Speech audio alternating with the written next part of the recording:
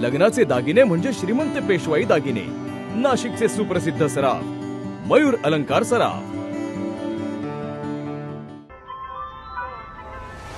ताज्या बातम्यांसाठी नाशिक न्यूजच्या YouTube चॅनलला सबस्क्राइब करा आणि बेल आयकॉनला प्रेस करा।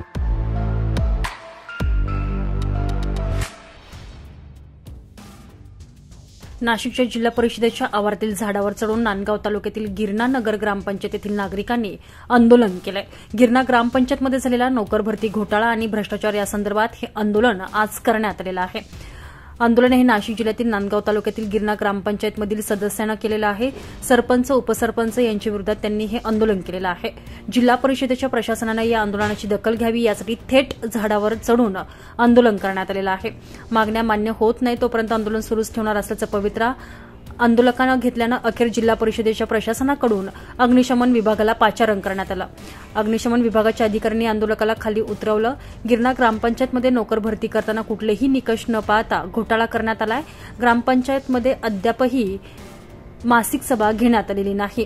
बेकायदेशीर पद्धतीने ग्रामपंचायतीतील सरपंच उपसरपंच भ्रष्टाचार करून पैसे कमवत आहेत, त्यांच्यावर कारवाई करावी असे आंदोलक सुनील सोनवणे यांनी म्हटलेलं आहे। नोकर भरती करताना मोठा घोटाळा करण्यात आलाय। नोकर भरती घोटाळा आणि भ्रष्टाचार यावर कारवाई करावी यासाठी हे आंदोलन आज करण्यात आलेलं आहे।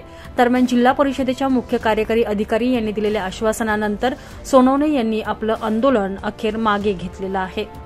सुनील तुकाराम सोनवणे, मी विद्यमान गिरणा नगर ग्रामपंचायतचा सदस्य असून मी सामाजिक कार्यकर्ता पण आहे। गिरणा नगर ग्रामपंचायतमध्ये नोकर भरती करताना कोणतेही निकष न पाळता 45 वर्षावरील व्यक्तीची भरती करून घोटाळा केलेला आहे। तसेच गिरणा नगर ग्रामपंचायतमध्ये कोणतीही मासिक सभा व ग्रामसभा न घेता तसा अहवालही असतानाही ग्रामसेवक सरपंचावर कोणतीही कारवाई झालेली नाही। त्यामुळे बेकायदेशीरपणे पैसे काढून भ्रष्टाचार करणाऱ्या सरपंच उपसरपंचावर गुन्हा दाखल करावा यासाठी आंदोलन केले होते। त्याचप्रमाणे बाबुळवाडी ग्रामपंचायतमध्ये तिथेही आनंदा माधव भसरे याची भरती करताना घोटाळा केलेला आहे। त्याचा पण अहवाल पंचायत समितीत तयार केलेला असतानाही जिल्हा परिषदेकडे पाठवलं घोटाळेबाजांना वाचवण्याचा प्रयत्न करते। त्यामुळे नोकर भरती घोटाळा व भ्रष्टाचाराचा घोटाळा यावर कायदेशीर कारवाई व्हावी यासाठी मी आंदोलन केलं होतं।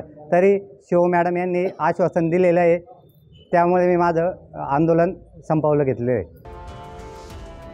संजय परमार, नाशिक न्यूज, नाशिक।